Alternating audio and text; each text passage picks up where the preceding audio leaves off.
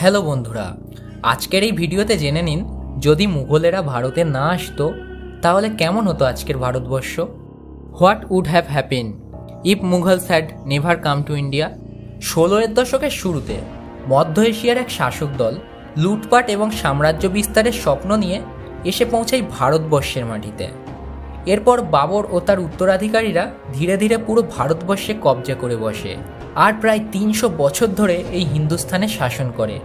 আমাদের দেশে মুঘল সাম্রাজ্যের প্রভাব একদিকে যেমন খারাপ বলে মনে করা হয়, আবার অন্যভাবে দেখলে এটি আমাদের দেশের জন্য বেশ ভালো এবং লাভবান ছিল। কিন্তু বন্ধুরা, আপনি কি একবারও ভেবেছেন যদি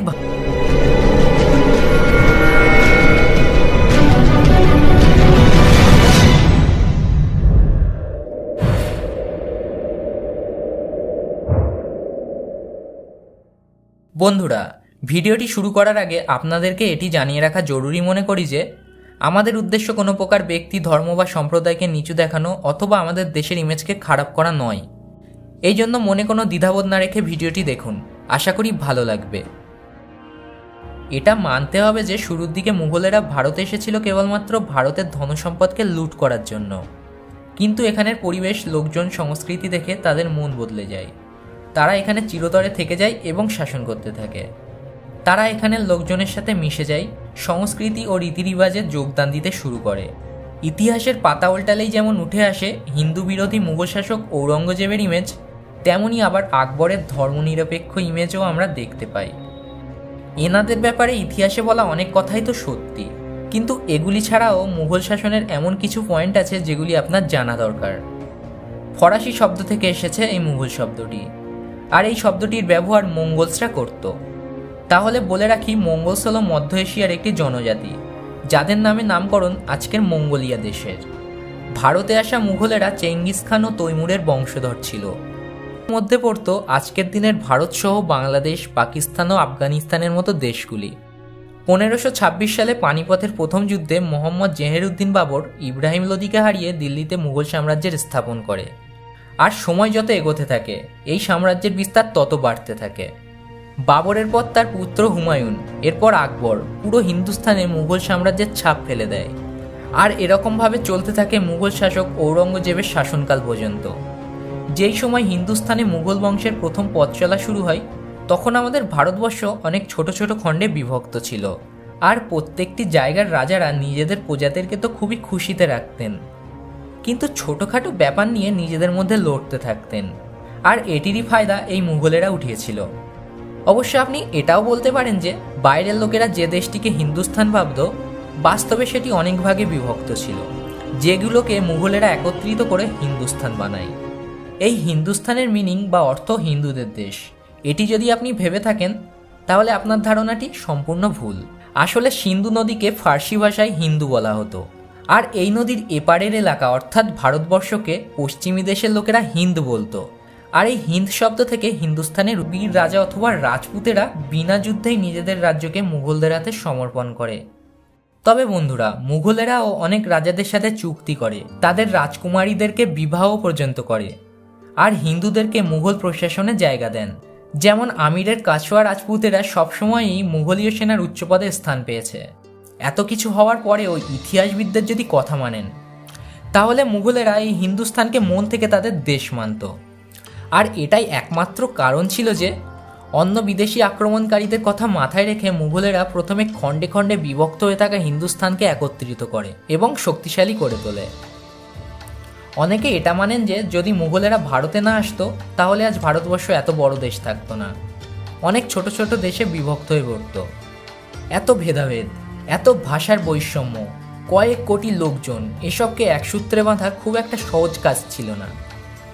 একসময় এই মুঘল সাম্রাজ্য তথা ভারতবর্ষকে পৃথিবীর সবথেকে ধনবান ও শক্তিশালী দেশ হিসাবে গণ্য করা হতো।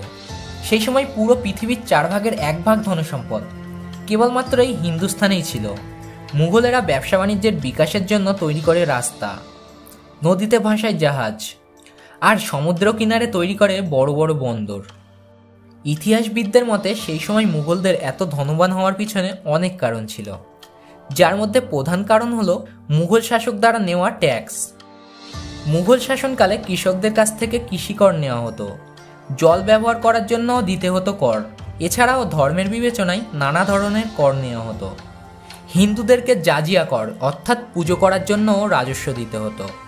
আর এইসব কারণেই মুঘলদেরকে হিন্দু বিরোধী বলে মানা হতো। কিন্তু মুঘল শাসক আকবর তার শাসনকালে এই করটি তুলে নেন। শুধু এখানেই থেমে থাকেননি তিনি, সব ধর্মের মূল তত্ত্বকে একসাথে করে দিন-এ-ইলাহি নামক এক নতুন ধর্ম গঠন করেন। আকবর এই ধর্মনিরপেক্ষতার কারণে বাকি অন্যান্য মুঘল শাসকদের থেকে বেশি লোকপ্রিয় ছিল। কিন্তু আকবরের থাকাকালীনও এমন অনেক ছোটোখাটো রাজা ছিল যারা হিন্দুদেরকে মুসলিম ধর্ম গ্রহণ করতে বাধ্য করেন। এই কারণেই বলা হয় যে মুঘলেরা যদি ভারতে না আসতো তাহলে এই দেশে আজ হিন্দু মুসলিমের এত বিরোধ থাকতো না। বন্ধুরা, কথা তো মানতেই হবে যে মুঘলদের শাসনকালে ট্যাক্স নেওয়ার পরিমাণ একটু বেশিই ছিল।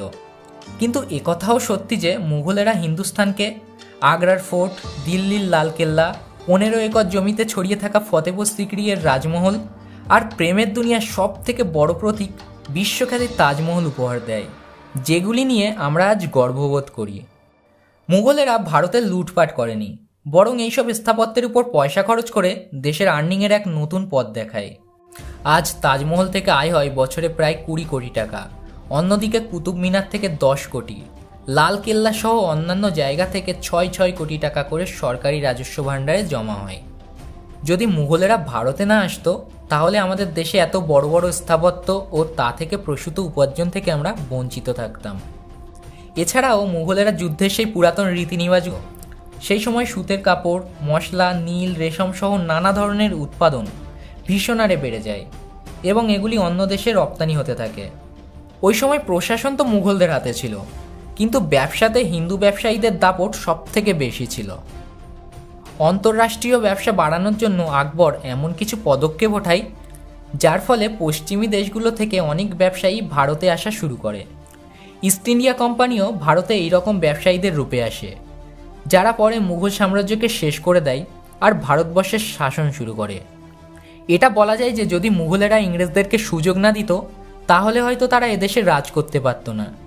কিন্তু এমন বললে বেইমানি হবে, কারণ মুঘলেরা যদি না থাকতো তাহলে আমাদের দেশ আজ ছোট ছোট অনেক দেশে বিভক্ত হয়ে থাকতো, যার উপর কবজা করা বিদেশি দেশগুলির কাছে আরও সহজ হয়ে যেত।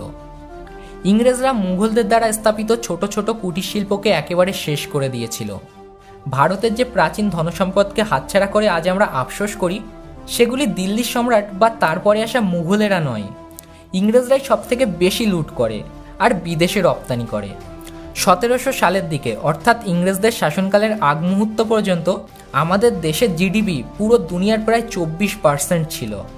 হ্যাঁ, ঠিক শুনেছেন, 24%, যা 1947 সালে ইংরেজদের যাওয়ার পরে হয়ে দাঁড়ায় মাত্র 3.8%। ইংরেজরাই ভারতে অনেক বহুমূল্য মুঘল পেইন্টিংস, হিরে জহরত আর শিল্পকলা লুটে নিয়ে যায়, যেগুলি আজ পশ্চিমী দেশগুলোর মিউজিয়ামে সাজানো আছে।